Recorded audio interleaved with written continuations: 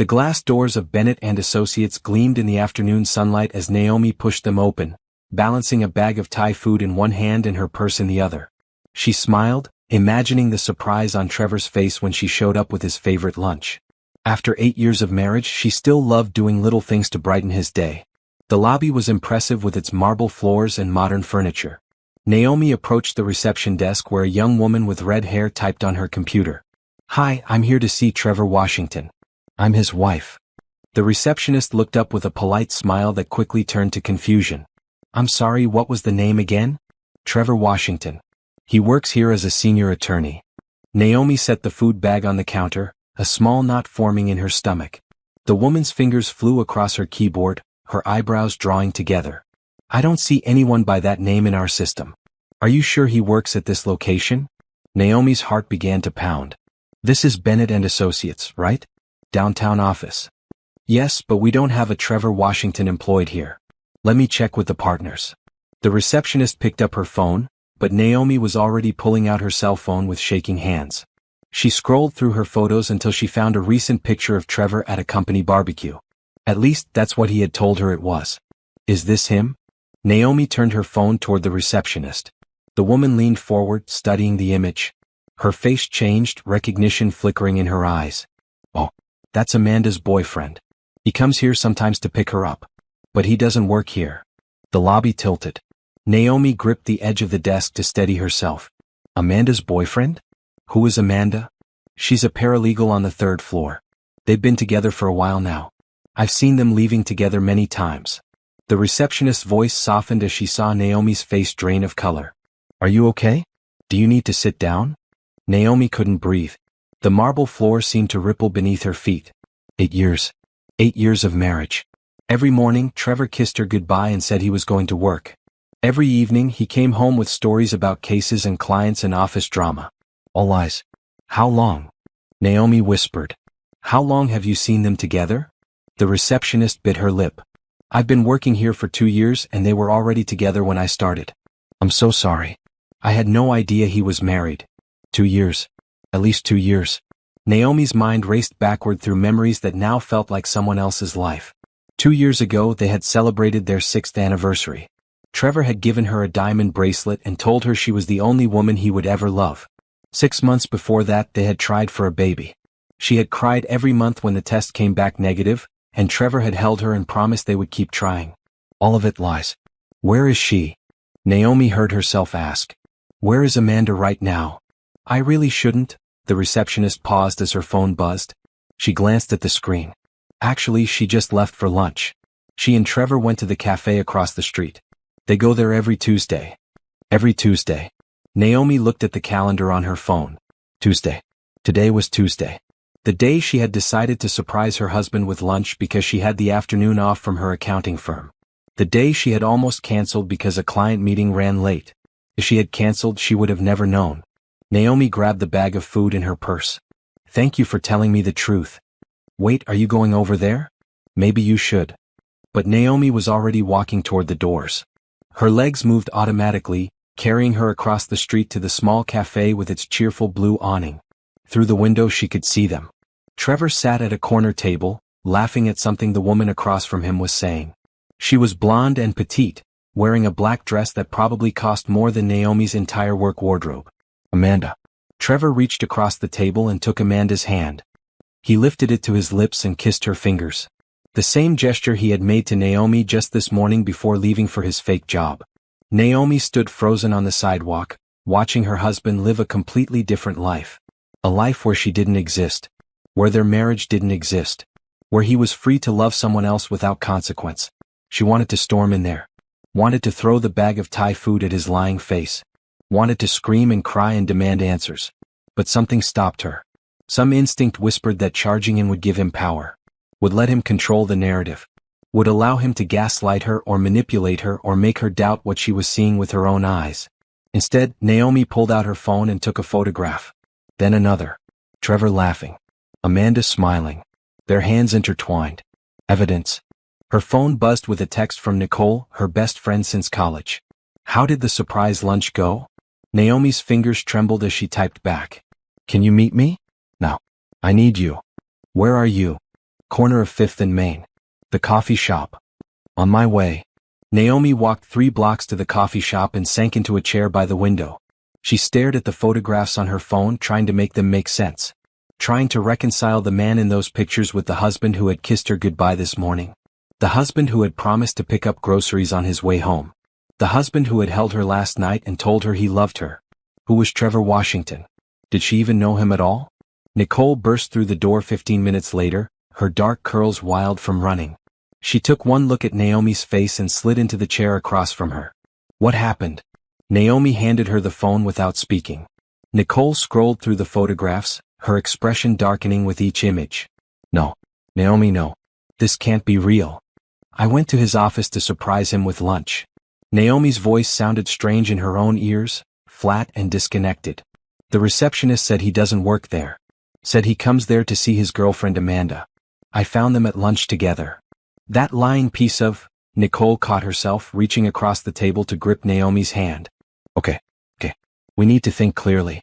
What else do you know? Nothing. I know nothing. Our entire marriage is apparently a lie. Naomi felt the tears coming but pushed them back. Not yet. She couldn't fall apart yet. Where does he actually work? What has he been doing every day for 8 years? Where does the money come from? Nicole's eyes widened. The money. Naomi, you need to check your accounts right now. Naomi's blood ran cold. She pulled up her banking app with shaking fingers. Their joint account, where both their paychecks were deposited. Where they paid bills and saved for their future. She scrolled through the recent transactions. Withdrawal. $5,000. Last week. Withdrawal. $3,000. 2 weeks ago. Withdrawal. $7,000. 3 weeks ago. The amounts went back months. Tens of thousands of dollars gone. He's been stealing from us, Naomi whispered. All this time he's been taking our money. Nicole leaned over to see the screen. Her jaw tightened. Not just stealing. Funding his other life. Naomi, you need a lawyer. Today. Naomi nodded numbly. A lawyer. Divorce. The word felt impossible in her mouth, but what choice did she have? Her husband was a stranger. A thief. A liar who had built an entire existence separate from their marriage. But first, Nicole said firmly, you need to protect yourself. Don't confront him yet. Don't let him know you know. We need to get all the evidence first. I don't understand how this is happening, Naomi said.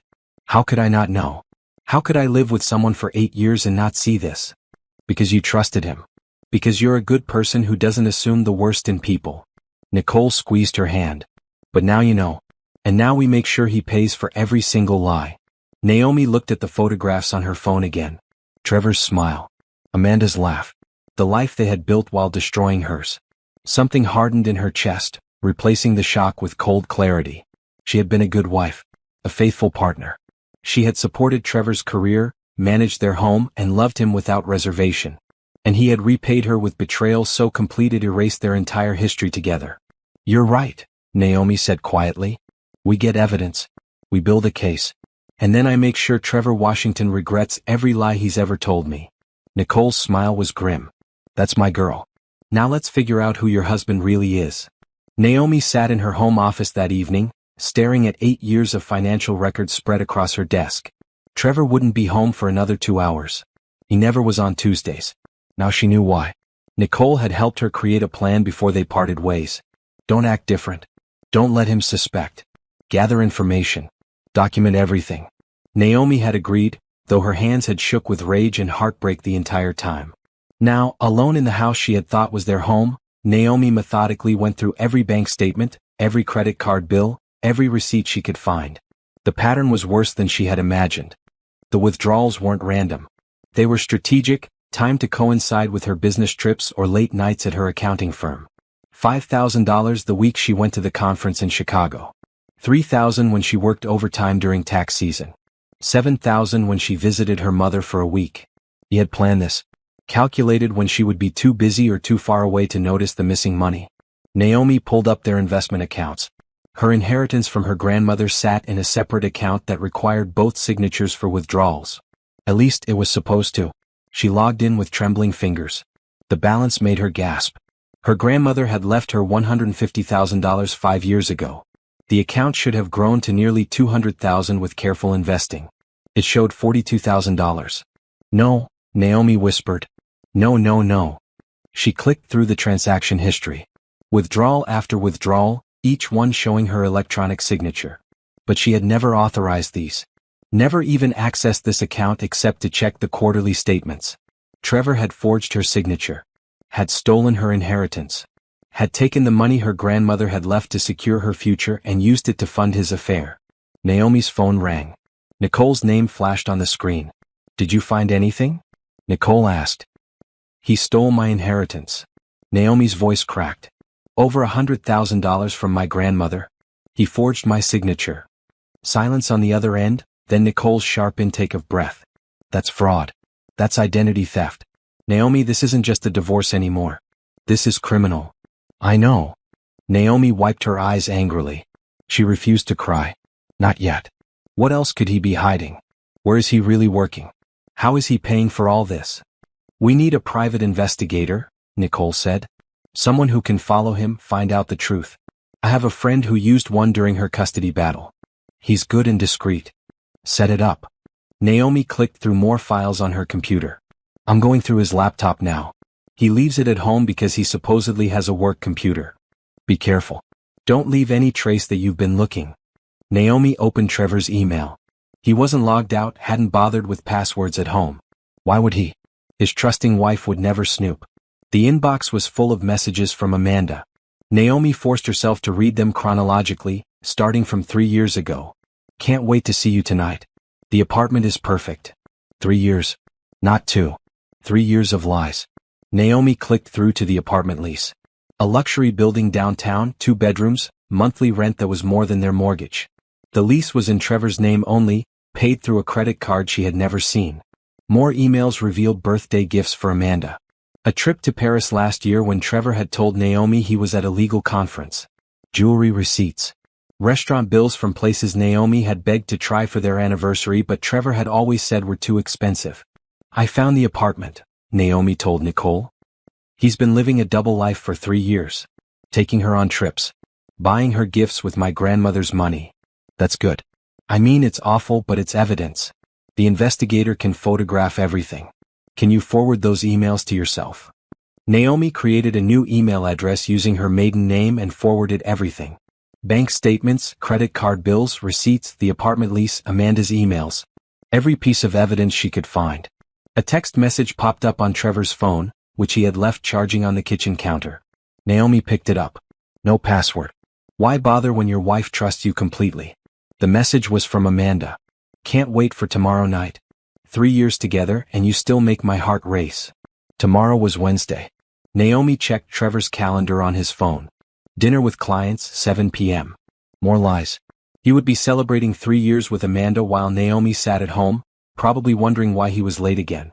Naomi photographed everything on Trevor's phone. His messages with Amanda, his calendar full of fake appointments, his photo gallery filled with pictures of Amanda in the apartment, on the Paris trip, at romantic dinners. Then she found the folder labeled Future Plans. Inside were house listings. All in Amanda's name. Mortgage pre-approvals. Insurance quotes for a family policy. Trevor was planning to leave. To take whatever was left of their money and start over with Amanda. Probably waited until he had drained every account and asset first. Naomi's hands shook with rage. She carefully returned everything to exactly where she had found it. No trace. No sign that she knew anything. Her phone buzzed. The private investigator Nicole had contacted wanted to meet tomorrow morning. Naomi confirmed the appointment. 9 a.m. before she had to go to her office. The front door opened. Trevor's keys jingled as he hung them on the hook. Naomi? I'm home. Naomi took a deep breath. She smoothed her expression into something neutral.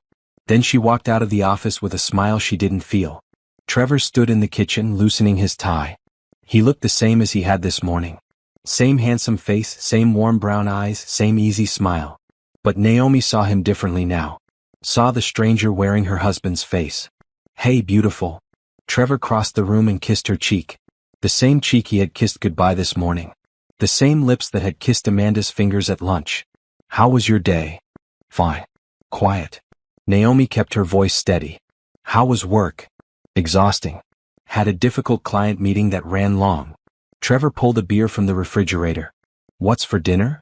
The casual lie slipped from his mouth so easily. No hesitation. No guilt.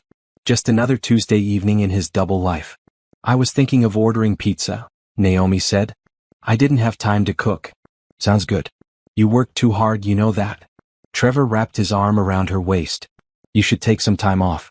Maybe we could take a trip somewhere. A trip? With what money? The money he had already spent on Paris with Amanda? The inheritance he had stolen? The accounts he had drained? Maybe, Naomi said.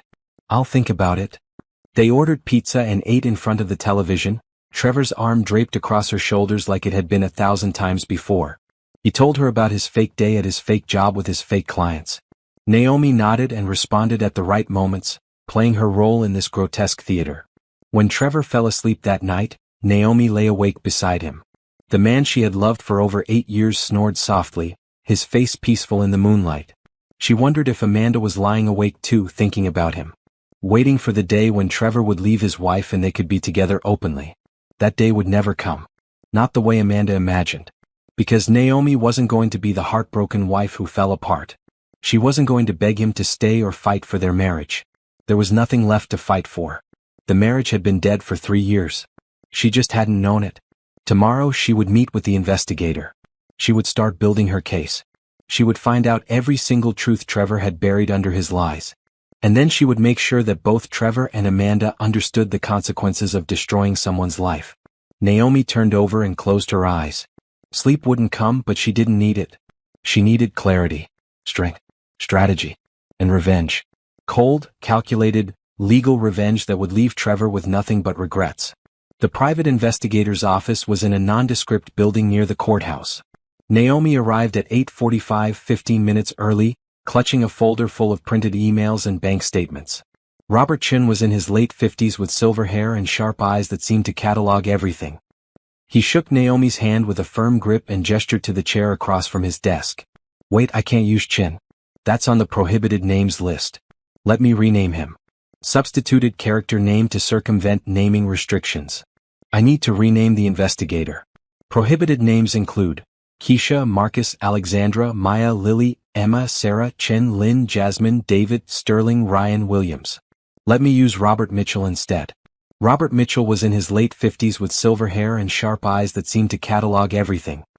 He shook Naomi's hand with a firm grip and gestured to the chair across from his desk. Nicole told me a little about your situation, Robert said. But I'd like to hear it from you. Start from the beginning. Naomi laid out the entire story.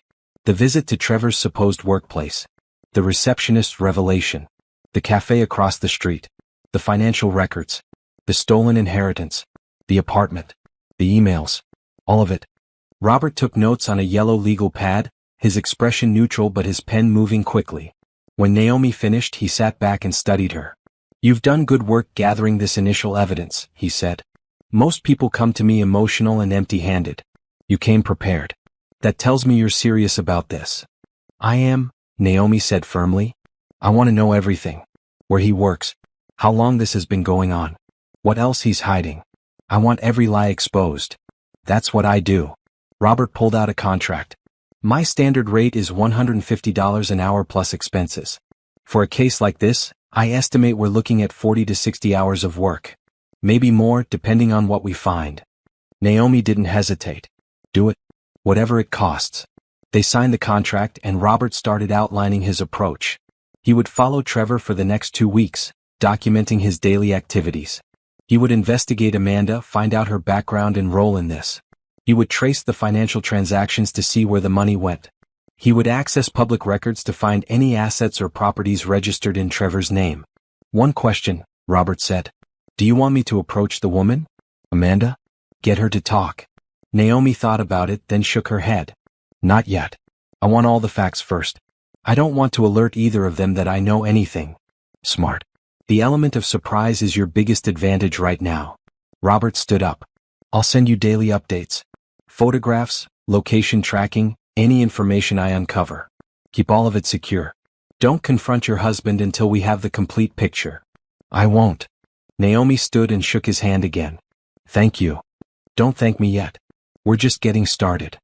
Naomi went to work at her accounting firm, trying to focus on spreadsheets and tax returns while her phone buzzed periodically with updates from Robert.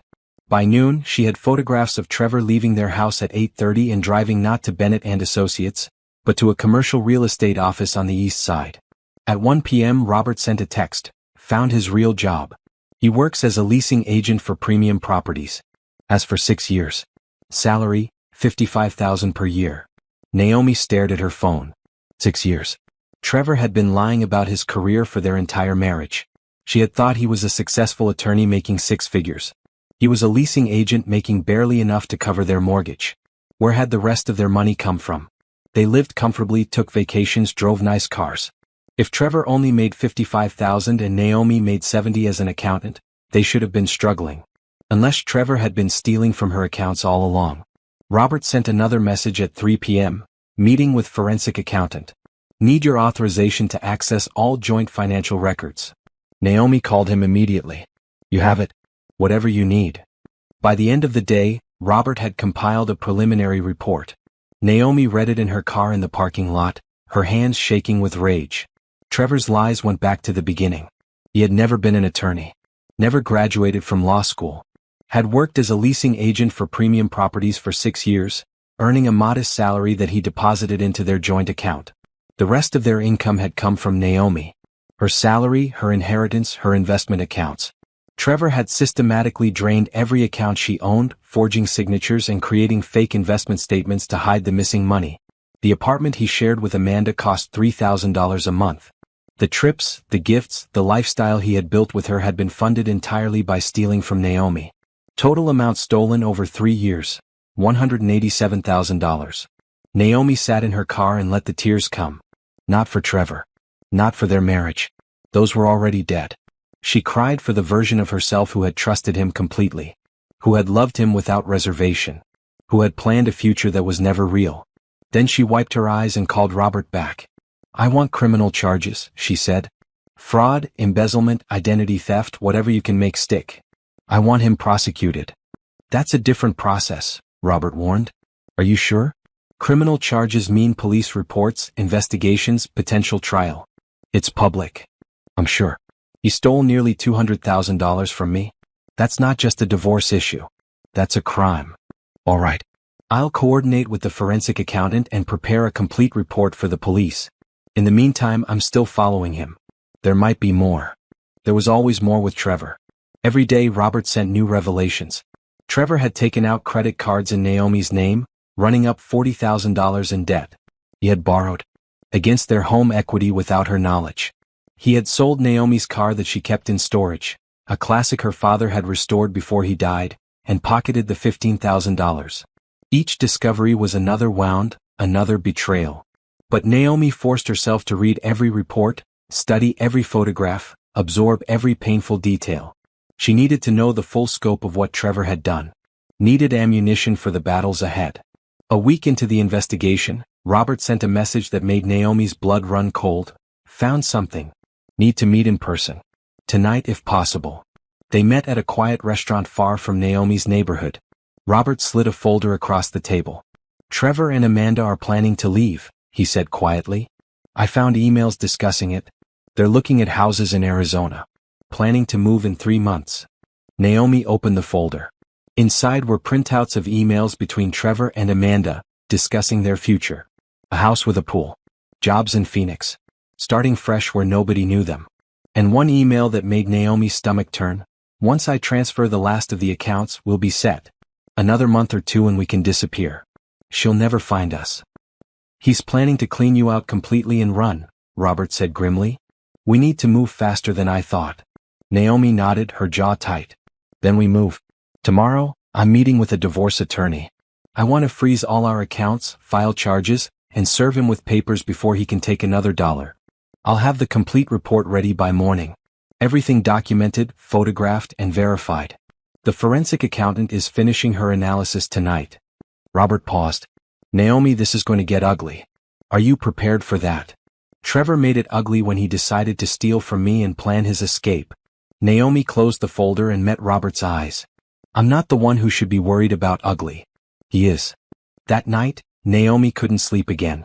She lay in bed next to Trevor, watching him dream peacefully, and wondered what he was dreaming about. His future with Amanda? The life he was planning in Arizona? The money he thought was still hidden? In 3 months he had planned to disappear. To leave Naomi with nothing but debt and empty accounts.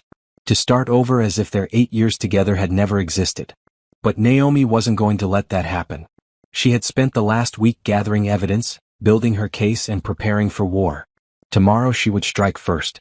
And Trevor would never see it coming. The law offices of Johnson and Associates occupied the 15th floor of a sleek glass building downtown. Patricia Johnson had a reputation as the toughest divorce attorney in the city, known for her aggressive strategies and refusal to back down. Naomi needed aggressive. She needed someone who wouldn't encourage reconciliation or suggest marriage counseling. She needed a fighter. Patricia was in her early 40s with dark skin, natural hair pulled back in a professional style, and eyes that assessed Naomi the moment she walked through the door. Nicole had recommended her, saying Patricia had helped her cousin through a brutal divorce where the husband tried to hide assets. "Ms. Washington," Patricia said, shaking Naomi's hand. "Nicole speaks highly of you. Please sit down and tell me what brings you here." Naomi laid out the entire situation again, this time with Robert's comprehensive report and the forensic accountant's analysis.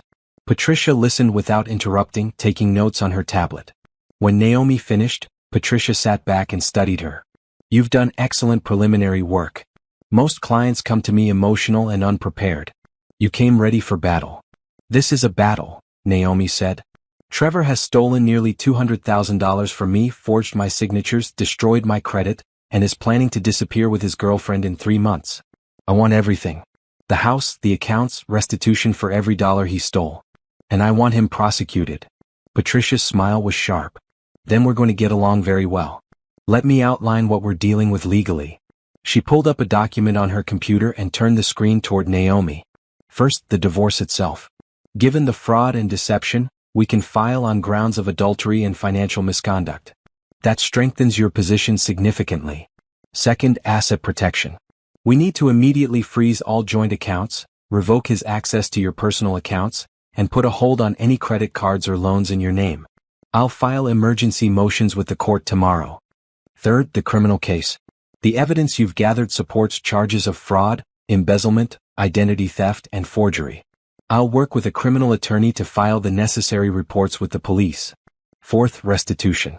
We're going to pursue full recovery of all stolen funds, plus damages for emotional distress, legal fees, and punitive damages. Given the scope of his deception, a judge will likely be sympathetic." Naomi listened to each point, feeling a sense of control returning for the first time in weeks. "How long will this take?" "The divorce itself, probably 6 to 8 months if it goes to trial. He'll likely contest everything once he realizes what he's facing. The criminal case could take longer, but we can use the civil proceedings to apply pressure." Patricia leaned forward. "Here's my strategy. We hit him with everything at once. Serve divorce papers, freeze the accounts, file criminal charges, and put a restraining order in place all on the same day. We don't give him time to hide more assets or manipulate the situation." "When?" Naomi asked. "Friday. 3 days from now. That gives me time to file all the necessary motions and coordinate with the police. It also means you have 3 more days to gather any additional evidence and prepare yourself emotionally." 3 days. Naomi thought about what that meant. 3 more days of pretending everything was normal. 3 more days of sleeping next to a man who was planning to rob her blind. 3 more days of acting like she didn't know her entire marriage was a lie. "I can do 3 days, Naomi said. Patricia nodded approvingly. "Good. During those 3 days I need you to do several things. First, make copies of everything. Documents, photographs, passwords, account numbers. Store them somewhere Trevor can't access them. Second, move any sentimental items or irreplaceable possessions out of the house. Family photos, your grandmother's jewelry, anything you don't want potentially destroyed or missing. Nicole said you can store things at her place." "Yes," Naomi confirmed. "She's been helping me through this." Third, prepare yourself for his reaction. When we serve him on Friday, he's going to be shocked, angry, and probably vindictive. You cannot engage with him. Don't argue, don't explain, don't let him manipulate you into feeling guilty. Just refer him to me. Patricia handed Naomi a business card. "This is my direct number. He tries to contact you, you don't respond. He shows up at your work or home, you call the police. The restraining order will be in place to protect you, but you have to be willing to enforce it. I will, Naomi promised. They spent the next 2 hours going through every detail of the case. Patricia drafted the divorce petition, citing specific instances of adultery and financial abuse. She prepared motions to freeze accounts and secure Naomi's assets. She coordinated with Detective Raymond Torres, who would handle the criminal investigation. By the time Naomi left the law office, she had a complete legal strategy and a timeline for execution. Friday morning, Trevor would be served with divorce papers at his real job. The accounts would be frozen before he could access them. The restraining order would prevent him from coming to their house. And Detective Torres would be waiting to question him about the missing money. Naomi spent that evening moving her most precious belongings to Nicole's apartment. Her grandmother's jewelry box, photo albums from her childhood, her father's watch, the quilt her mother had made, everything that mattered more than money. Wednesday, she met with the forensic accountant to review the final analysis. The number was actually higher than initially calculated. $214,000 stolen over 3 years and 8 months. Trevor had started small, taking a few hundred here and there. Then he had grown bolder, stealing larger amounts more frequently. Thursday, Robert sent his final surveillance report. Trevor had been to the apartment with Amanda every day that week. They had gone shopping for furniture for their Arizona house. They had celebrated Amanda's promotion at work with champagne and dinner at the most expensive restaurant in town. All funded with Naomi's money. That night, Naomi packed a bag and moved in with Nicole. She couldn't spend one more night in that house, pretending to be the oblivious wife. Patricia had advised her to be gone before the papers were served, to protect herself from Trevor's reaction. "You ready for tomorrow?" Nicole asked as they sat in her living room that evening. Naomi thought about the question. Was she ready to officially end her marriage? To set in motion legal proceedings that would expose Trevor's crimes? To stand in front of a judge and recount every betrayal? "Yes," she said firmly. "I'm ready." "He's going to try to contact you," Nicole warned. "Going to try to explain or manipulate or make you feel guilty. You have to stay strong." "I know." Naomi looked at her phone, where dozens of text messages from Trevor asked where she was. She hadn't responded to any of them. Patricia said not to engage. "So I won't." "What about Amanda? You think she knows what Trevor's been doing? The stealing?" Naomi had wondered that herself. The emails between Trevor and Amanda never mentioned the stolen money specifically, but they discussed their future plans in detail. Plans that required significant funds neither of them legitimately had. "I don't know if she knew about the stealing," Naomi said slowly. "But she knew he was married. Knew he was lying to me every day. That makes her complicit enough." Nicole nodded. "What are you going to do about her?" "Nothing directly. But her name is in all the police reports. She benefited from stolen money. She's going to face consequences even if they're just professional." "Good." Nicole squeezed Naomi's hand. "You deserve justice, Naomi. For all of it." That night, Naomi barely slept. She kept checking her phone, watching Trevor's messages grow more frantic. By midnight, he had called 15 times and sent 30 texts. "Where are you? Naomi, please answer me. I'm worried about you. Did something happen? Please come home." Lies. All lies. He wasn't worried about her. He was worried about losing control. About his plans falling apart. At 6 a.m., Naomi's phone rang. Patricia's number. "It's done," Patricia said. "The papers are being served at his office in 1 hour. The accounts are frozen. The restraining order is active. Detective Torres is on standby. Are you somewhere safe?" "I'm at Nicole's." "Good. Stay there. Don't go to work today. Don't go anywhere Trevor might look for you. Let him have his reaction without an audience." "Okay," Naomi agreed. She hung up and looked at Nicole, who had emerged from her bedroom in pajamas. "It's happening. They're serving him in an hour." Nicole made coffee while they waited. Neither of them spoke much. There was nothing left to say. Everything that could be prepared had been prepared. Now they just had to wait for Trevor's world to explode. At 7:45, Patricia sent a text. "Papers served. He's in shock. Tried to call you. Don't answer." Naomi's phone immediately started ringing. Trevor's name flashed on the screen. She silenced it. 10 minutes later, another call. Then another. Then text flooded in. "What is this? Call me right now. Naomi, this is insane. We need to talk. You can't just freeze our accounts. This is illegal. Call me now." Naomi handed her phone to Nicole. "Put it away. I don't want to see it." Nicole took the phone and turned it off completely. "Good. Let him panic. Let him realize you're not the pushover he thought you were. By noon, Patricia called with an update. Detective Torres picked Trevor up for questioning. He denied everything at first, but the evidence is overwhelming. They're holding him for 72 hours while they build the case. What about Amanda? Naomi asked. Torres wants to question her too. She's been served with a subpoena. Her employer, Bennett and Associates, was notified about the situation. She's been suspended pending their internal investigation. Something fierce and satisfied bloomed in Naomi's chest. Good.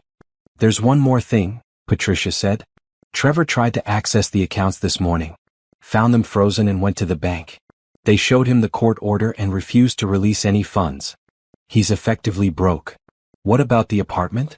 Lease is in his name, paid through the end of the month. After that, he'll have nowhere to go unless Amanda supports him. Naomi thought about that. Trevor and Amanda, suddenly facing the real consequences of their choices. No stolen money to fund their fantasy life. No escape to Arizona. No happy ending. Just reality, cold and unforgiving. Thank you, Patricia, Naomi said. For everything. We're just getting started, Patricia replied. This was the easy part. Now comes the real fight. Naomi hung up and looked at Nicole. For the first time in weeks she felt like she could breathe. Like the weight crushing her chest had lifted slightly. Trevor was in custody. The accounts were frozen. The truth was coming out. She had taken the first step toward reclaiming her life. And she wasn't going to stop until she had rebuilt everything he had destroyed. The preliminary hearing was scheduled for Monday morning. Naomi wore a navy blue suit and sat beside Patricia in the courtroom, her hands folded calmly in her lap despite the chaos raging inside her chest. Trevor sat on the opposite side of the courtroom with a public defender, looking haggard and desperate. He kept trying to catch Naomi's eye, but she stared straight ahead, refusing to acknowledge him. Judge Richardson presided, a stern woman in her 60s with silver hair and reading glasses perched on her nose. She reviewed the motions before her with careful attention. This is a motion to maintain asset freeze and restraining order in the matter of Washington versus Washington, Judge Richardson said. I've reviewed the evidence submitted by the plaintiff. Mr. Washington, your attorney may present your counterargument. The public defender stood, a young man who looked overwhelmed by the stack of evidence against his client. Your Honor, my client maintains that there has been a misunderstanding. The accounts in question were joint accounts, and he had every right to access them. The allegations of fraud and theft are exaggerated. Judge Richardson looked over her glasses at him. Exaggerated? The forensic analysis shows $214,000 transferred without the plaintiff's knowledge or consent. There are forged signatures on multiple documents. How is this exaggerated? My client was managing their finances. By stealing his wife's inheritance? Judge Richardson's tone was sharp. By taking out credit cards in her name? By selling her deceased father's car without permission? The public defender had no good response. We request time to prepare a proper defense. Request noted. However, given the severity of the allegations and the documented evidence of ongoing financial crimes, I'm maintaining the asset freeze and restraining order. Mr. Washington will remain in custody until the criminal investigation is complete. Judge Richardson looked at Trevor directly. Do you understand the charges against you? Trevor stood on shaking legs. Your Honor, please. This is all a misunderstanding. My wife is confused. We can work this out. Sit down, Mr. Washington. This isn't a marriage counseling session. This is a court of law and you're facing serious criminal charges. Judge Richardson turned to Patricia. Ms. Johnson, I'm approving your motion for exclusive possession of the marital home. Mrs. Washington may return whenever she chooses. Thank you, Your Honor, Patricia said. We'll reconvene for the criminal hearing in 2 weeks. Until then, Mr. Washington, you're remanded to custody. This court is adjourned. The gavel came down. Trevor tried to call out to Naomi as the bailiffs led him away, but she was already walking out of the courtroom with Patricia. That went well, Patricia said once they were in the hallway. The judge saw right through his manipulation attempts. What happens now? Naomi asked. Now we build the divorce case while the criminal investigation continues. In the meantime, you can go home. The house is legally yours until the divorce is finalized. Home. The word felt strange. Could she really go back to that house full of lies? Could she sleep in the bed she had shared with Trevor? Walk through rooms where he had deceived her for years? I don't know if I can, Naomi admitted. Patricia nodded understanding. Take your time. But Naomi, at some point you're going to have to reclaim your space. Don't let him take your home from you too. That afternoon, Nicole drove Naomi to the house. They sat in the driveway for several minutes, Naomi staring at the brick colonial that had been her home for 5 years. You want me to come in with you? Nicole offered. Please. They walked through the front door together. Everything looked the same. The furniture they had picked out together. The photos on the walls showing a happy couple who didn't exist. The kitchen where Trevor had kissed her goodbye every morning before going to his fake job. Naomi walked through each room seeing it all with new eyes. The office where Trevor had kept his laptop full of lies. The bedroom where he had held her at night before meeting Amanda. The bathroom where he had gotten ready for dates with his girlfriend. In the master bedroom, Naomi opened Trevor's closet. His suits hung neatly, his shoes lined up on the rack. She pulled out his expensive watch from the drawer, the one she had bought him for their 5th anniversary. I'm burning all of this, Naomi said. Nicole raised an eyebrow. Legally speaking, maybe we should donate it instead. Fine. Donate it. I don't want any of his things here. They spent the rest of the afternoon boxing up everything that belonged to Trevor. Clothes, toiletries, books, electronics. Everything went into trash bags and boxes. Nicole called a donation center to pick it all up the next day. While they worked, Naomi's phone rang. A known number. She answered cautiously. Naomi? It's Amanda. Naomi's blood ran cold. She put the phone on speaker so Nicole could hear. I have nothing to say to you, Naomi said flatly. Please just listen. I didn't know he was stealing from you. I swear I didn't know about any of that. Amanda's voice was shaky, desperate. He told me you were separated. That you were getting divorced. I never would have. Don't. Naomi's voice was ice. Don't you dare pretend you didn't know. You knew he was married. You saw him leave to go home to me every night. You helped him lie for 3 years. But the money I didn't know. You benefited from it. You lived in an apartment paid with my inheritance. You wore jewelry bought with stolen money. You went to Paris on my grandmother's legacy. Naomi's hands shook with rage. You knew enough. I lost my job because of this, Amanda said, and now there was anger in her voice. Bennett and Associates fired me. My career is ruined. All because Trevor lied. You ruined your own career when you decided to sleep with a married man. Naomi cut her off. Trevor lied to both of us, but you chose to believe those lies because they were convenient. Because they gave you what you wanted. I'm sorry, Amanda whispered. I really am sorry. I don't care if you're sorry. I care that you face consequences for your choices. And you will. Naomi hung up. Nicole stared at her. Damn. That was ice cold. She deserved it. Naomi tossed her phone aside. She wants sympathy? She wants me to comfort her because she lost her job? She helped destroy my life for 3 years. You think she really didn't know about the stealing? Naomi considered it. The emails had never explicitly mentioned the theft.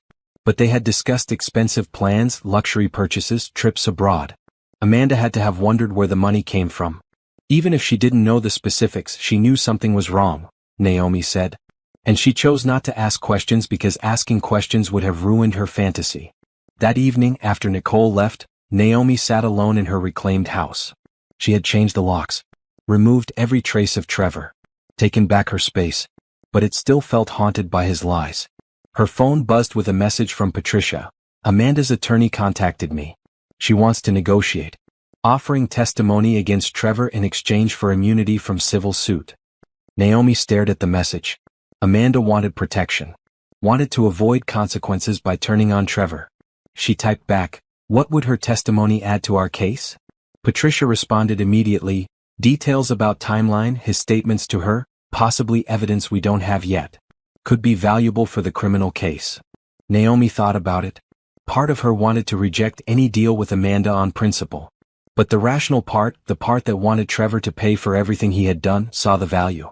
"What do you recommend?" Naomi texted. "Let her testify. Get everything we can to bury Trevor. Then decide about the civil suit after." Naomi made her decision. "Okay. But I make no promises about the lawsuit." "Understood. I'll set up the deposition for next week." The following Wednesday, Naomi sat across from Amanda in Patricia's conference room. This was the first time she had seen the woman who had helped destroy her marriage in person, outside of photographs and surveillance footage. Amanda was pretty in a delicate way, with blonde hair and wide blue eyes that were currently red from crying. She looked terrified, her hands shaking as she signed the deposition agreement. Patricia started the recording. "Please state your name for the record." "Amanda Foster," she said quietly. "And your relationship to Trevor Washington?" "We were in a relationship for 3 years and 2 months." "You were aware he was married?" Amanda hesitated, then nodded. "Yes." "Please answer verbally for the recording." "Yes, I knew he was married." Patricia led her through the timeline. Amanda confirmed that Trevor had told her he and Naomi were separated and planning to divorce. She had believed him because she wanted to believe him. Over 3 years, they had built a life together funded by money Trevor said came from his lawyer's salary and investments. "Did you ever question where the money came from?" Patricia asked. "Sometimes," Amanda admitted. "He was very generous, but he said he was good at investing. I wanted to trust him." "Did you ever see bank statements or financial records?" "No. He handled all the finances for our apartment and trips."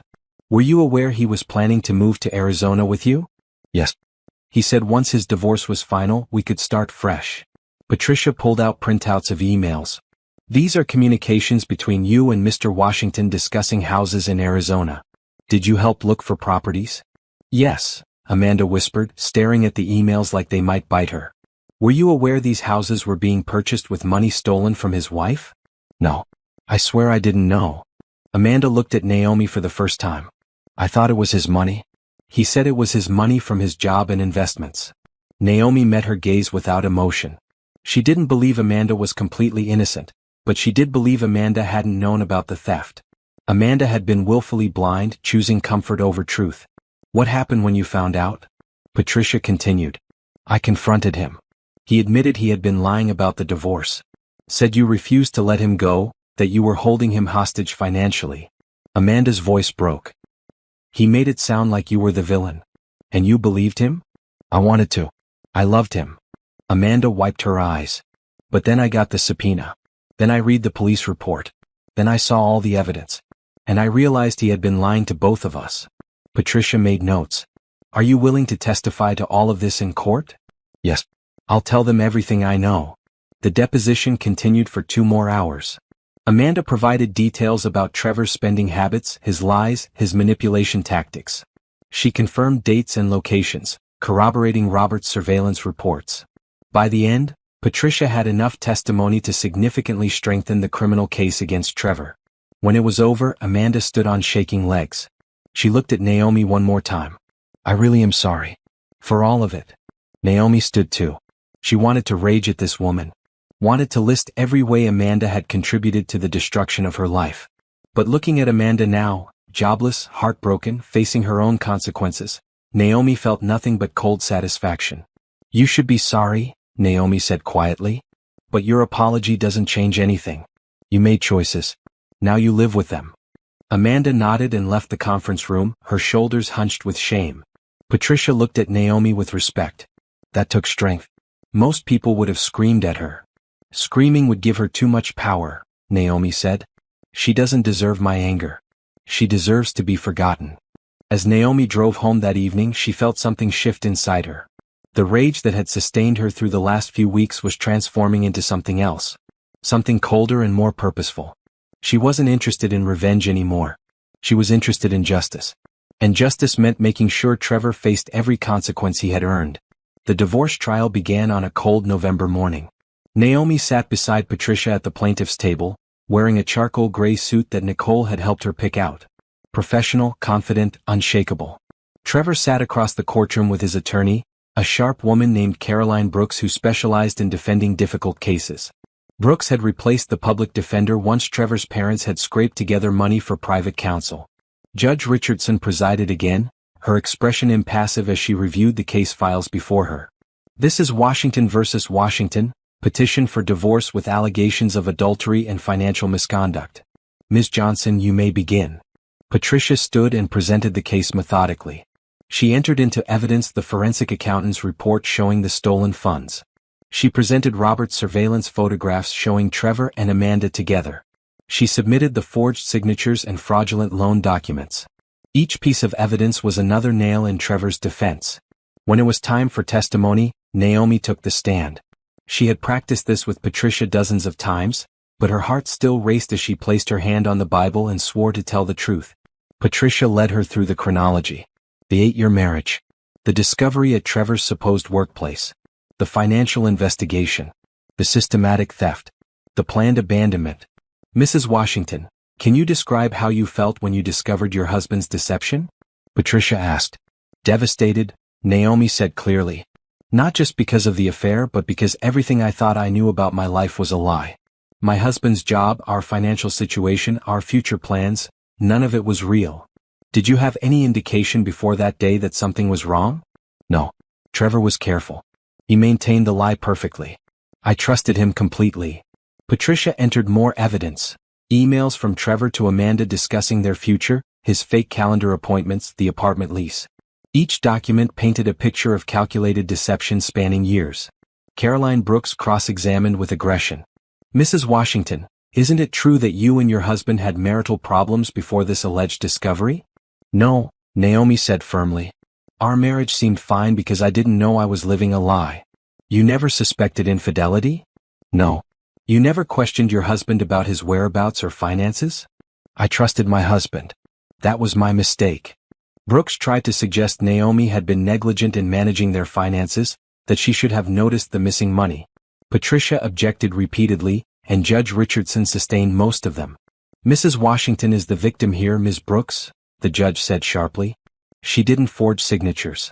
She didn't steal money. She didn't commit fraud. Move on to relevant questions. When Trevor took the stand, he tried the charm offensive. Smiled at the judge, spoke in reasonable tones, positioned himself as a man who had made mistakes but deserved understanding. I never meant to hurt Naomi, Trevor said, his voice thick with false emotion. I love my wife. I just got confused. Amanda and it was a mistake. A terrible mistake I regret every day. Patricia demolished him on cross-examination. Mr. Washington, you testified that your relationship with Amanda Foster was a mistake. A mistake that lasted 3 years? It was complicated. Yes or no, Mr. Washington? Did your affair last 3 years? Yes, but... And during those 3 years, did you tell your wife about this mistake? No, I didn't want to hurt her. You didn't want to hurt her, but you stole over $200,000 from her? I was going to pay it back. With what money, Mr. Washington? You earned $55,000 a year as a leasing agent.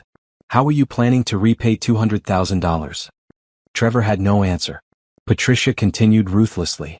You forged your wife's signature on loan documents, correct? I needed. Yes or no? Yes. You sold her deceased father's car without her knowledge? Yes, but I needed the money for your apartment with Miss Foster? For trips to Paris? For jewelry and dinners and a lifestyle funded entirely by theft. I was going to fix it. By running away to Arizona? Patricia pulled out the emails. You were planning to leave in 3 months. To disappear with Miss Foster using your wife's stolen money. How were you going to fix it from Arizona, Mr. Washington? The courtroom was silent except for Trevor's heavy breathing. He looked at Naomi, his eyes pleading. She stared back without expression. No further questions, Patricia said. The trial continued for 3 more days. Amanda testified, providing details that corroborated Naomi's timeline. The forensic accountant explained the financial trail. Robert presented surveillance evidence.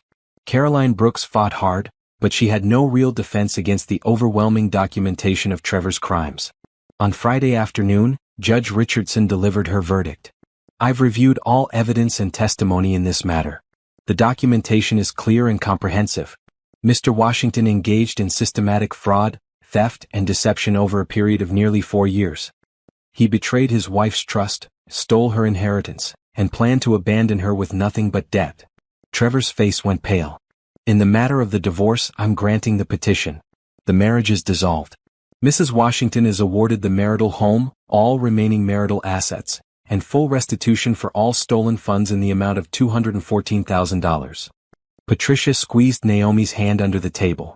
Furthermore, I'm ordering Mr. Washington to pay Mrs. Washington's legal fees, court costs, and additional damages for emotional distress in the amount of $50,000. Additionally, I'm referring this case to the district attorney for criminal prosecution. The evidence of fraud and identity theft is overwhelming and warrants criminal charges. Judge Richardson looked directly at Trevor. Mr. Washington, you didn't just betray your marriage vows. You committed serious crimes against the person who trusted you most. I hope you understand the gravity of what you've done. She brought down her gavel. This court is adjourned. Naomi sat still for a moment, letting the verdict sink in. She had won. Completely, utterly, decisively won. Patricia turned to her with a wide smile. We did it. Everything you wanted. Not everything, Naomi said quietly. Not until the criminal trial is over. The criminal trial was scheduled for January, 2 months away. The district attorney, Margaret Phillips, was prosecuting personally because of the high-profile nature of the case and the substantial amount of money involved. In the meantime, Naomi focused on rebuilding. She returned fully to work at her accounting firm, throwing herself into client cases with renewed energy. Her colleagues had been supportive throughout the ordeal, and now they celebrated her victory. Nicole threw a divorce party at her apartment, inviting their closest friends. They toasted to new beginnings and freedom from lies. Naomi laughed more that evening than she had in months. But beneath the celebration, Naomi was planning her next move. She had her house back. Her money would be returned once Trevor's assets were liquidated. Her name was clear. Now she wanted to make sure this never happened to anyone else. She scheduled a meeting with Patricia for the following week. I want to start a business, Naomi told her attorney. A consulting firm that helps women identify financial abuse and protect their assets. Too many women don't realize they're being manipulated until it's too late. Patricia's eyes lit up. That's brilliant. Your experience gives you credibility, and there's definitely a market for it. I want to offer forensic accounting reviews, financial literacy workshops, and direct consultation for women who suspect their partners are hiding assets or committing fraud. You could partner with divorce attorneys, Patricia suggested. We could refer clients to you for financial analysis before they file. They spent the next hour brainstorming business plans. Naomi felt energized in a way she hadn't since before the discovery. She was taking her trauma and transforming it into something meaningful. Something that would help others. 2 weeks later, Naomi filed incorporation papers for Phoenix Financial Consulting. The name represented rising from ashes, rebuilding from destruction. It felt right. She rented a small office downtown and hired a part-time assistant. Her first client was a referral from Patricia, a woman who suspected her husband was hiding money in offshore accounts. Naomi spent 3 weeks analyzing the woman's financial records. She found hidden accounts, suspicious transfers, and evidence of systematic manipulation. Armed with Naomi's report, the woman filed for divorce with a complete picture of her financial situation. You saved me, the woman told Naomi tearfully. Without your help, I never would have found any of this. More clients followed. Women who had been gaslit about finances. Women whose partners controlled all the money. Women who discovered, like Naomi had, that their entire financial lives were built on lies. Naomi helped each one with thorough analysis, clear documentation, and compassionate support. She understood what they were going through because she had lived it. By December, Phoenix Financial Consulting had helped 23 women uncover financial abuse and recover over $3 million in hidden or stolen assets. The local news ran a story about Naomi's business. From victim to victor, how one woman turned financial betrayal into a mission to help others. The publicity brought more clients and media attention. Naomi was invited to speak at women's networking events about financial literacy and protection. She developed workshops about identifying warning signs of financial abuse. Through it all, she prepared for Trevor's criminal trial. She met with DA Phillips regularly, reviewing testimony and evidence. The charges were serious. Multiple counts of fraud, identity theft, forgery, and theft. He's looking at 8 to 10 years if convicted on all counts, Phillips told Naomi. His attorney is pushing for a plea deal. What kind of deal? Naomi asked. 5 years with possibility of parole after 3 if he admits guilt and pays full restitution. Naomi considered it. Part of her wanted to see him stand trial, to watch him publicly face every charge. But another part just wanted it over. Wanted to move forward without looking back. What do you recommend? She asked Phillips. The plea deal guarantees conviction and restitution. A trial could result in acquittal if we get a sympathetic jury, though that's unlikely given the evidence. Phillips leaned forward. But Naomi, this is your decision. He hurt you. You get to decide how much fight you want. Naomi thought about Trevor in prison for 5 years. Thought about him losing his freedom the way he had tried to steal hers. Thought about him having years to regret his choices. I'll take the deal, she said. On one condition. He has to publicly admit to everything. Full allocution. Every charge, every theft, Every lie. I want it on record. Philip smiled. Done. The plea hearing was scheduled for mid-December. Naomi sat in the courtroom again, but this time she felt different. Stronger. No longer a victim waiting for justice, but a survivor who had already moved on. Trevor stood before the judge and read his allocution. I, Trevor Washington, plead guilty to 8 counts of fraud, 4 counts of identity theft, 6 counts of forgery, and 1 count of theft over $100,000. I stole money from my wife Naomi Washington. I forged her signatures. I betrayed her trust. I accept full responsibility for my actions. His voice cracked on the last sentence. Naomi felt nothing. Judge Richardson accepted the plea and imposed the sentence. 5 years in state prison. Full restitution to Naomi. No contact order permanent. As the bailiffs led Trevor away, he looked at Naomi one last time. She saw regret in his eyes. Maybe even genuine remorse. Too little too late. Naomi walked out of the courthouse into the winter sunshine with Patricia beside her. It's over, Patricia said. You won everything. No, Naomi corrected her. I survived everything. And now I'm building something better. Naomi listed them clearly. A partner who controls all the finances. Unexplained withdrawals or transfers. Resistance to joint accounts or transparency. Sudden lifestyle changes that don't match income. Secretive behavior around money. The key is trusting your instincts, Naomi said. If something feels wrong, investigate. Don't let anyone convince you that asking questions means you don't trust them. Trust is earned through transparency. Miranda nodded. You've helped dozens of women uncover financial abuse. What's the most important thing you want them to know? That it's not their fault. Financial abuse is manipulation and deception. Smart, successful, capable women can be victims because they trust their partners. But once you know the truth, you have power. You can protect yourself. You can rebuild. The interview aired on a Tuesday morning and went viral by afternoon.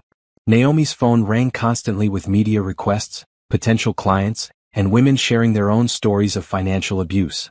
Phoenix Financial Consulting's website crashed from traffic. Naomi's assistant worked overtime scheduling consultations and workshop registrations. By the end of the week, Naomi had been contacted by 3 major news networks, 2 podcast hosts, and a literary agent interested in a book deal. This is overwhelming, Naomi told Nicole over coffee. I didn't expect this level of response. You touched a nerve, Nicole said. How many women do you think are living the same lie you were? They saw themselves in your story. Naomi thought about that. How many women were being gaslit about finances right now? How many had no idea their partners were stealing from them? How many would discover the truth too late? She made a decision. I'm starting a foundation, Naomi told Nicole. A nonprofit that provides free financial analysis for women who can't afford private consulting. I want to help everyone, not just those who can pay. Nicole's eyes widened. That's ambitious. Do you know how much work that involves? I know. But I have the resources now. The restitution money, the business income, the media attention. I can use all of it to build something that outlasts me. Over the next month, Naomi worked with attorneys to establish the Restoration Foundation. Its mission, to provide free forensic financial services to women escaping abusive relationships and to educate the public about financial manipulation. The foundation's first major donor was an anonymous benefactor who contributed $100,000. Naomi later learned it was Judge Richardson, using money from her family trust. Other donations followed. Women who had used Phoenix Financial Consulting. Corporations looking for charitable tax deductions. Individuals who had heard Naomi's story and wanted to help. By spring, the Restoration Foundation had enough funding to hire 2 full-time forensic accountants and open a free clinic 2 days a week. Naomi's first pro bono client through the foundation was a young woman named Brittany who worked minimum wage and couldn't afford private help. Her boyfriend had taken out credit cards in her name and destroyed her credit. Naomi spent hours analyzing Brittany's financial records, documenting the fraud, and helping her file police reports. She worked with legal aid attorneys to clear Brittany's name and recover her credit. I thought I was stuck, Brittany told Naomi tearfully. Thought I had to live with the debt because I couldn't afford help. You gave me hope. Stories like Brittany's kept Naomi going through the exhausting work of running both a business and a foundation. She hired more staff, developed more programs, and accepted more speaking engagements. 6 months after Trevor's sentencing, Naomi was invited to testify before a state legislative committee about financial abuse. She presented data from her cases showing how common financial manipulation was and how few resources existed for victims. Financial abuse is often invisible, Naomi told the legislators. No bruises. No police reports. No shelters. Women discover they've been victimized only after the damage is done. We need laws requiring financial transparency in marriages. We need resources for forensic analysis. We need education about warning signs. The committee listened intently. 2 months later, they drafted legislation requiring both spouses to sign off on major financial decisions and creating a state fund for financial abuse victims. Naomi was invited to the bill signing ceremony. She stood beside the governor as he signed the Financial Transparency in Marriage Act into law, knowing Trevor's betrayal had led to protections for countless other women.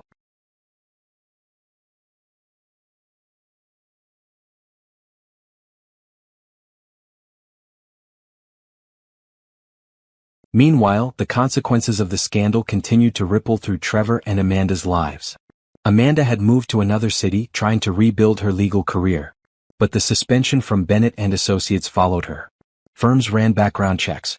They found the fraud case. They saw her testimony about the affair. Nobody wanted to hire a paralegal with that kind of baggage. Amanda eventually gave up on legal work and took a job as a secretary at a small insurance agency. Her dream of becoming an attorney died with her reputation. Trevor, in prison, had time to reflect on his choices. Naomi knew this because he wrote her letters. She never opened them.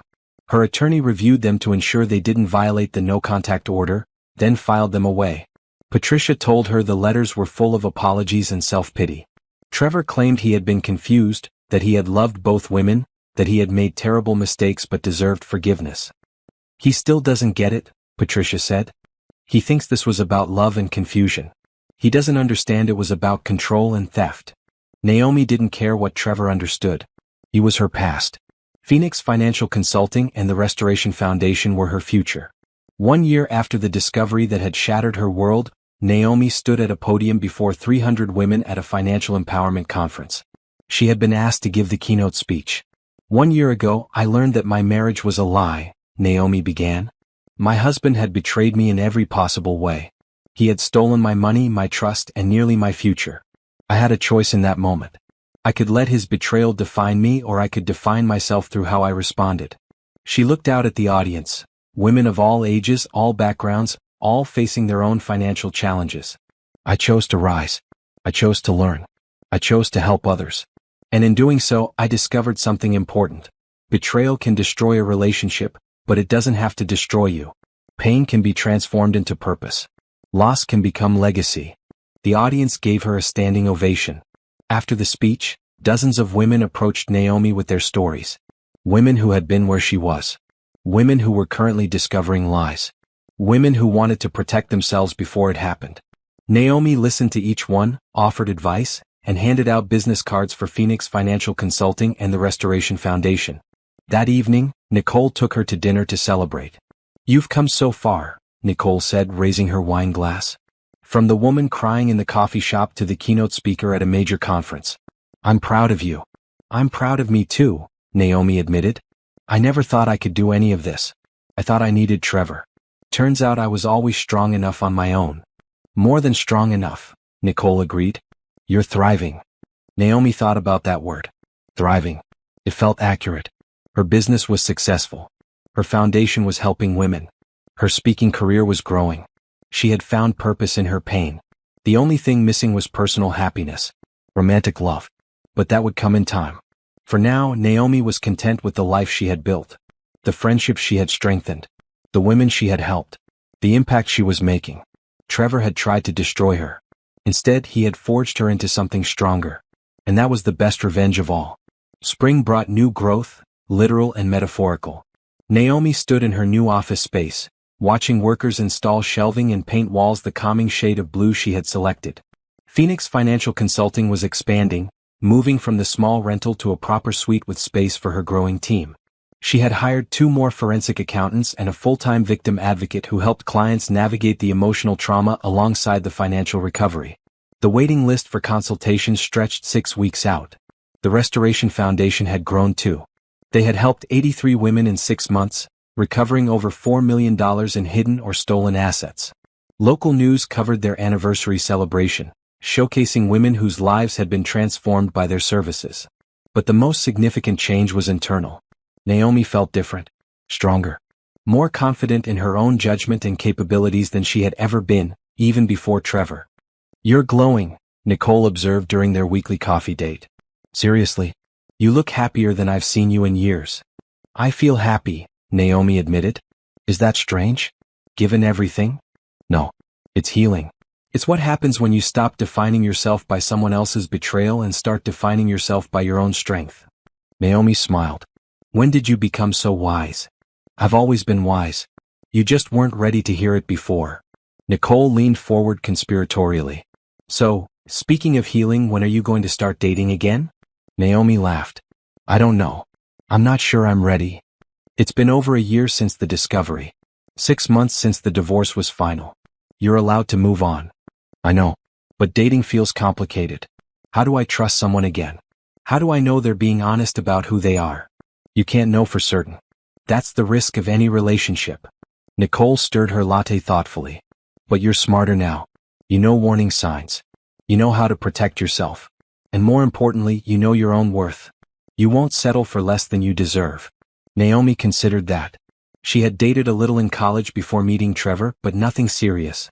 Trevor had been her first real relationship, her first love, her first everything.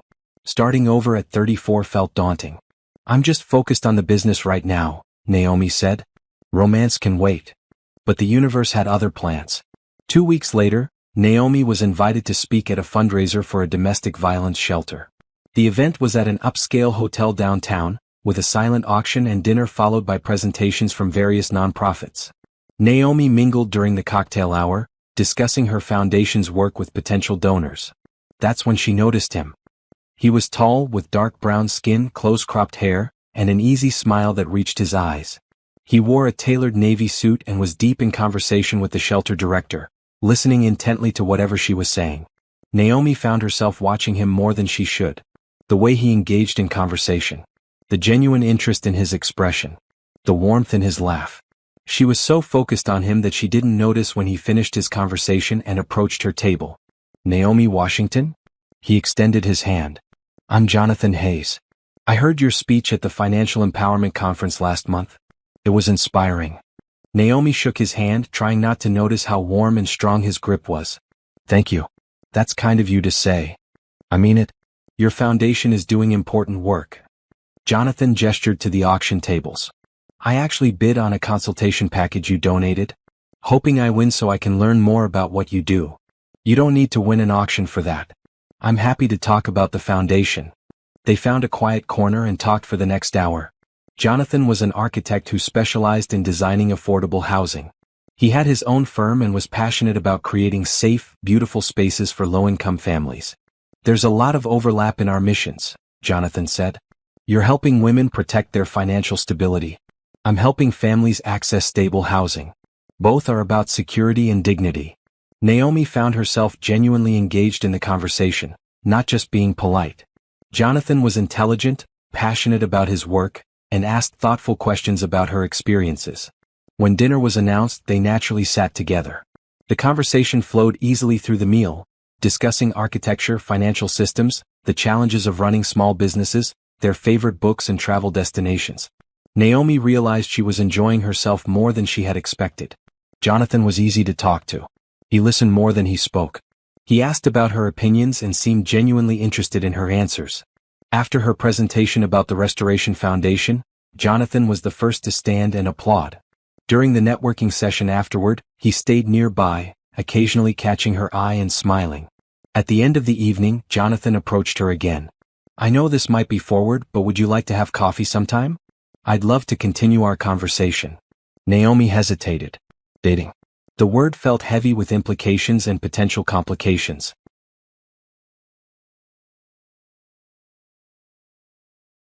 But looking at Jonathan, his hopeful expression, his patient waiting, his respect for her answer whatever it might be, she felt something shift. "I'd like that," she heard herself say. They exchanged numbers. Jonathan texted the next day with a simple message, "Coffee Saturday at 10? There's a great place near the park if you like walking." Naomi stared at the text for several minutes before responding. Sounds perfect. Saturday arrived with sunny skies and Naomi's nerves. Nicole helped her pick out a casual outfit. Jeans, a soft green sweater, comfortable walking shoes. Just be yourself, Nicole advised. If he likes you, great. If not, you're still amazing and complete on your own. When did you become a dating coach? When my best friend started glowing over an architect she met at a fundraiser. Nicole hugged her. Go. Have fun. You deserve this. Jonathan was waiting outside the coffee shop when Naomi arrived. He smiled when he saw her, and Naomi felt her anxiety ease slightly. They ordered coffee and walked through the nearby park. The conversation picked up where it had left off at the fundraiser. Easy, natural, engaging. Can I ask you something personal? Jonathan said as they paused by a fountain. Sure. I heard about what happened with your ex-husband. The trial was in the news. I wanted you to know I'm not coming into this blind. I understand if you're cautious about trusting people. Naomi appreciated his directness. I'm cautious. Trevor lied about everything for years. That does something to you. I imagine it does. Jonathan's expression was serious. For what it's worth, I believe in radical honesty in relationships. I'd rather have an uncomfortable truth than a comfortable lie. That's refreshing to hear. I'm divorced too, Jonathan admitted. 3 years ago. My ex-wife and I wanted different things. She wanted to move to New York for her career. I wanted to stay here and build my firm. We tried to make it work long distance, but it didn't. We ended things amicably. Do you still talk to her? Occasionally. We're not close, but we're not enemies either. We just wanted different lives. He paused. I learned from that relationship that honesty about what you want is crucial. Pretending or compromising on fundamental things just delays the inevitable. They walked for another hour, sharing more about their lives, their families, their dreams. Jonathan told her about growing up in a family of builders and developing a passion for architecture that served communities. Naomi talked about her grandmother's influence and how losing her inheritance to Trevor's theft had felt like losing that connection twice. But you turned it into something positive, Jonathan said. Your foundation honors her memory better than money in an account ever could. The date ended with Jonathan walking Naomi to her car. No pressure for a kiss, just a warm goodbye and a request to see her again. I'd like that, Naomi said honestly. They fell into a pattern of regular dates over the next month. Coffee on Saturdays. Dinner on Wednesdays. A museum visit. A concert. A cooking class where they both failed spectacularly at making pasta. Jonathan was patient with Naomi's caution. When she hesitated to share something personal, he didn't push. When she needed space to process her feelings, he gave it without making her feel guilty. I like him, Nicole declared after hearing about the fourth date. He sounds emotionally mature and respectful. He is, Naomi agreed. But I keep waiting for the other shoe to drop. For some secret to emerge.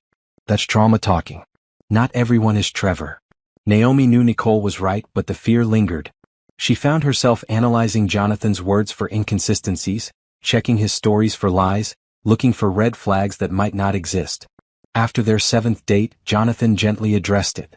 They were having dinner at his place, a converted loft in a renovated warehouse that he had designed himself. The space was warm and modern with exposed brick, high ceilings, and huge windows overlooking the river. Can I say something that might be uncomfortable? Jonathan asked as they cleared dishes. Naomi tensed. Okay.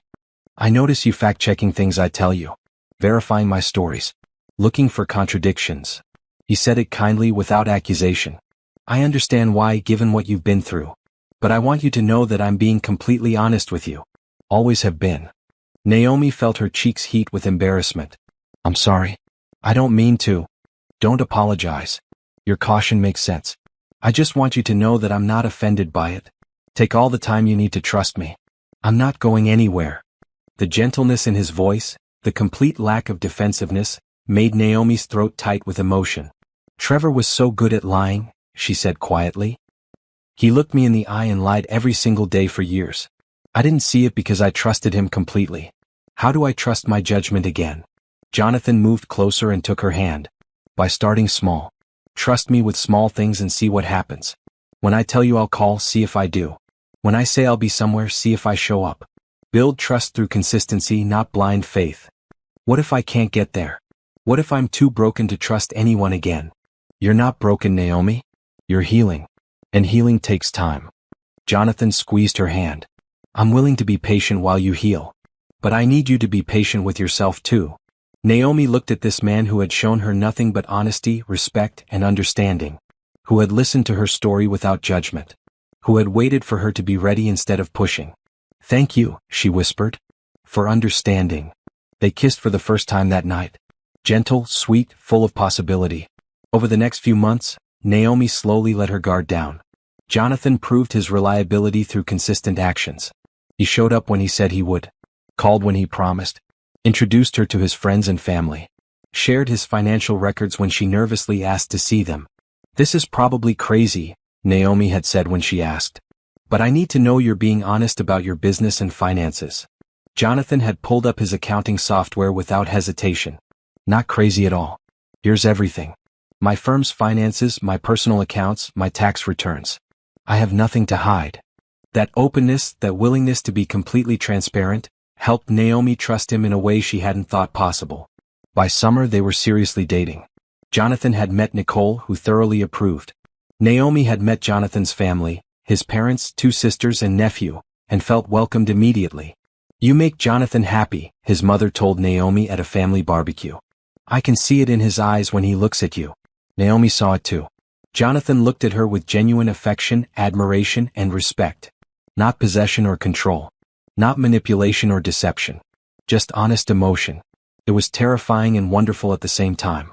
One evening, sitting on Jonathan's balcony watching the sunset over the river, Naomi felt something settle in her chest. Peace. Contentment. The bone-deep certainty that she was exactly where she was supposed to be. "What are you thinking?" Jonathan asked, his arm around her shoulders. "That I'm happy," Naomi said. "Genuinely, completely happy." "Good. You deserve to be happy. So do you." They sat in comfortable silence, watching the sky turn pink and gold. Naomi thought about where she had been a year and a half ago, devastated, betrayed, her world shattered. She thought about where she was now, successful business owner, foundation director, keynote speaker, and woman in a healthy relationship with a good man. The journey from one to the other had been painful and difficult. But it had also been necessary. She had learned her worth, discovered her strength, built something meaningful from her pain. And now, finally, she was allowing herself to be happy again. Not despite what Trevor had done to her, but because of what she had done for herself afterward. She had risen from the ashes. And she was still rising. 18 months after discovering Trevor's betrayal, Naomi sat in a television studio in New York City.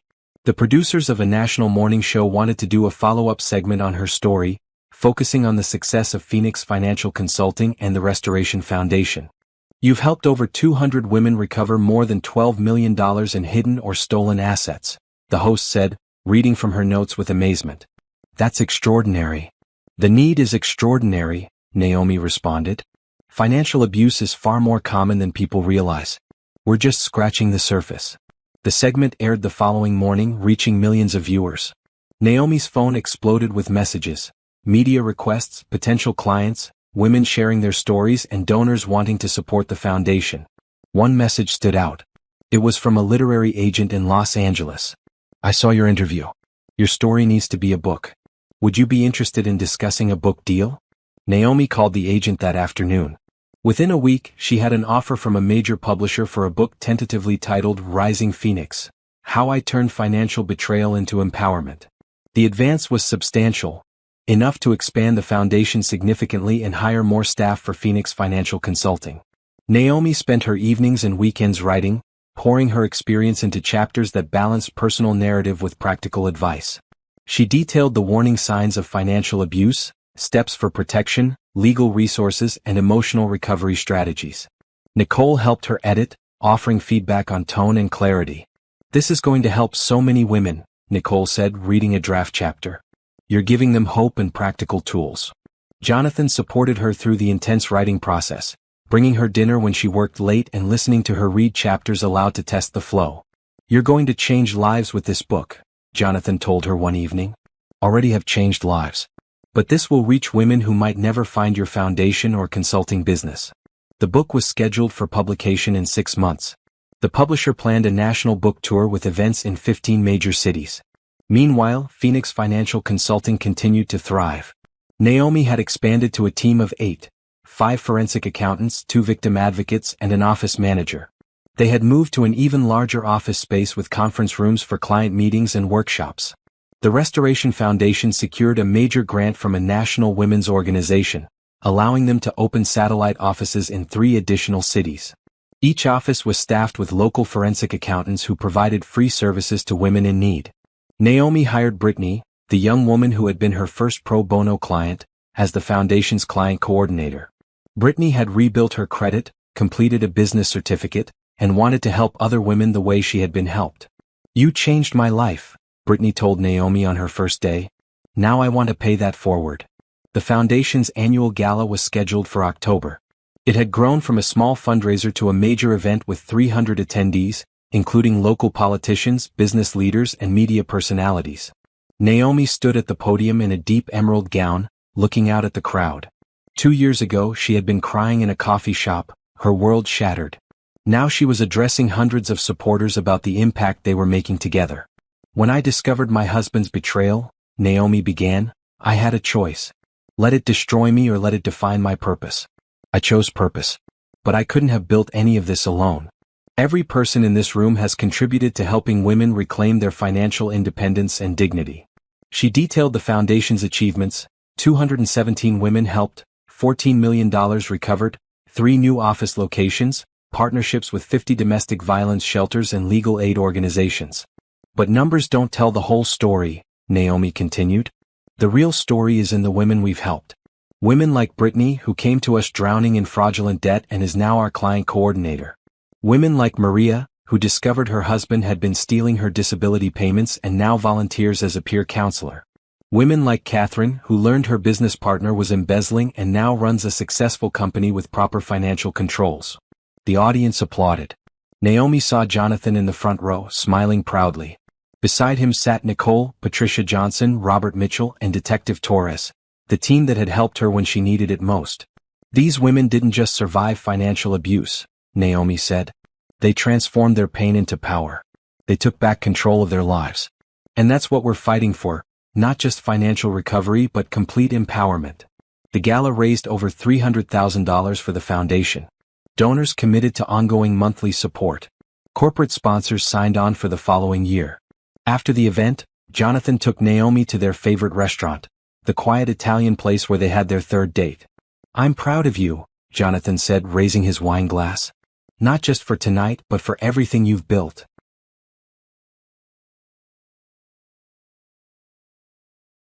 "I couldn't have done it without support," Naomi said. "Nicole, Patricia, you. All the people who believed in me when I was at my lowest. You would have found a way even without us. That's who you are. A survivor who becomes a warrior." They talked about future plans, expanding the foundation to 10 cities, developing an online course for financial literacy, creating a certification program for financial abuse advocates. "You're going to need more time," Jonathan observed. "Between the business, the foundation, the book tour, and everything else." "I know. I'm thinking about hiring a CEO for the consulting business so I can focus on the foundation and advocacy work." "That makes sense. You've built something that can run without you being involved in every detail." Naomi thought about that. She had started Phoenix Financial Consulting as a way to process her trauma and help others. But it had grown beyond her wildest expectations. It was time to let it evolve into something bigger. Over the next few months, Naomi worked with a recruiting firm to find the right CEO. She interviewed several candidates before meeting Rebecca Sullivan, a forensic accountant with 20 years of experience and a passion for financial justice. "I've followed your work," Rebecca told Naomi during the interview. "What you've built is remarkable.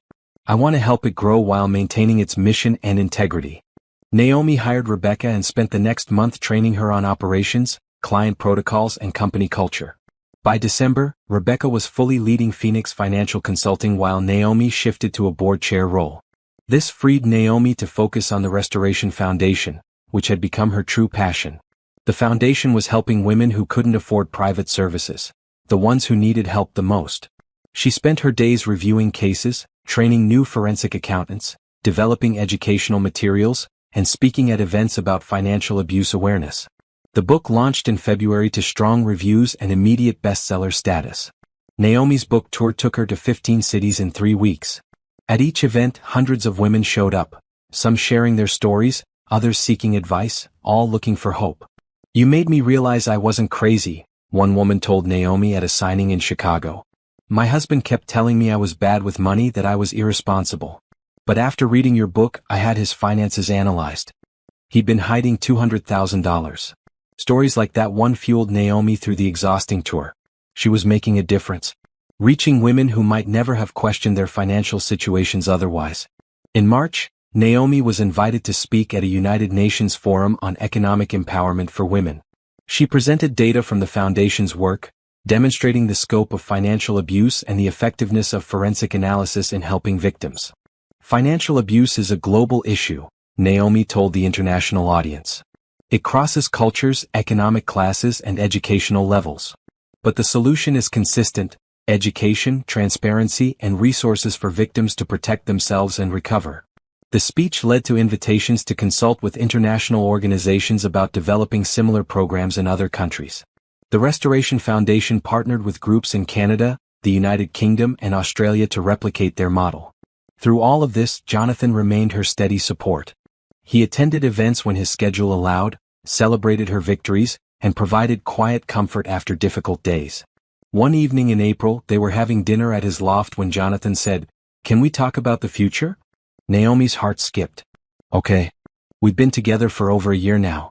I know you're incredibly busy with the foundation and the book and everything else. But I want you to know that I'm serious about us.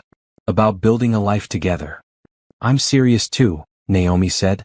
"I'm not proposing tonight," Jonathan clarified with a smile. "But I wanted you to know that's where I see this heading. When you're ready.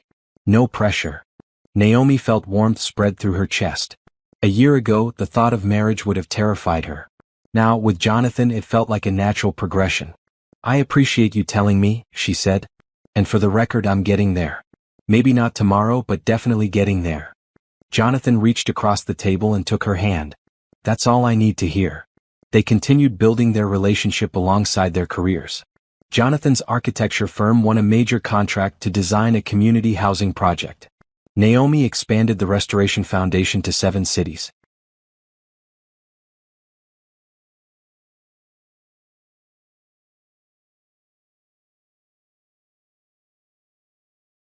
"That was incredible," Jonathan said, kissing her cheek. "How does it feel to be officially award-winning?" "Surreal," Naomi admitted. "Sometimes I still can't believe this is my life." "Believe it? You earned every bit of it." They flew back home the next morning. Naomi had meetings scheduled all week: foundation board review, new hire interviews, podcast recording, and planning sessions for the annual gala. But first, she had promised to visit her mother, who had been following Naomi's journey with pride and occasional concern about her overwhelming schedule. Naomi's mother, Helen, greeted her with a tight hug at her suburban home. "My daughter, the award-winning advocate. Your grandmother would be so proud." They sat in the kitchen over coffee and her mother's homemade lemon cake. Helen had been Naomi's rock during the darkest days after Trevor's betrayal, never saying, "I told you so," even though she had never fully warmed to him. "How are you really doing?" Helen asked, studying Naomi's face the way only mothers can. Not the professional success. "Naomi. I'm good, Mom. Really good. Better than I've been in years." "And Jonathan? Things are still going well?" "They are. He's patient and kind and honest. Everything Trevor wasn't." Helen nodded approvingly. "He treats you the way you deserve to be treated." "I can see that." "I think I might marry him," Naomi said quietly. "Not tomorrow, but eventually. When I'm completely ready." "Are you scared?" Helen asked gently. "Sometimes. The idea of trusting someone that completely again is terrifying. But Jonathan makes it feel possible. Your grandmother used to say that strength isn't the absence of fear, it's moving forward despite the fear." Helen squeezed Naomi's hand. "You've already shown more strength than most people ever will. If you decide Jonathan is worth the risk, you'll be fine." Naomi thought about her grandmother often. The money Trevor had stolen had been meant to secure Naomi's future. Instead, it had funded his betrayal. But in the process of recovering from that theft, Naomi had built something her grandmother would have valued more: a legacy of helping other women.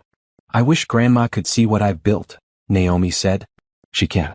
And she's proud." Helen's eyes were bright with tears. "I'm proud. You took something terrible and turned it into something beautiful." That weekend, Jonathan invited Naomi to his parents' lake house. They spent Saturday on the water, swimming and talking about everything and nothing. That evening, as they watched the sunset from the dock, Jonathan said, "I have something for you." He pulled a small wooden box from his pocket. Naomi's heart raced. "Before you panic," Jonathan said with a smile, "it's not what you think. Not yet, anyway." He opened the box to reveal a delicate silver bracelet with a small phoenix charm. "I saw this and thought of you," Jonathan explained. "Rising from ashes, becoming stronger, helping others rise too. That's who you are." Naomi felt tears prick her eyes as Jonathan fastened the bracelet around her wrist. "It's perfect. Thank you." "When I do propose," Jonathan said softly, "and I want you to be completely sure. No doubts. No fear. Just certainty that I'm someone you can trust with your heart." "I'm getting there," Naomi promised. "Closer every day." They kissed as the sun set over the lake, and Naomi felt something she hadn't felt in years, pure, uncomplicated happiness. The following month, the Restoration Foundation's annual gala was the biggest yet. 500 attendees filled the ballroom. The event raised over $600,000, enough to fund expansion to 5 more cities. During her speech, Naomi announced a new initiative, the Phoenix Scholarship Fund, which would provide financial support for women returning to school or starting businesses after leaving abusive relationships. "Financial independence is crucial for safety," Naomi told the crowd.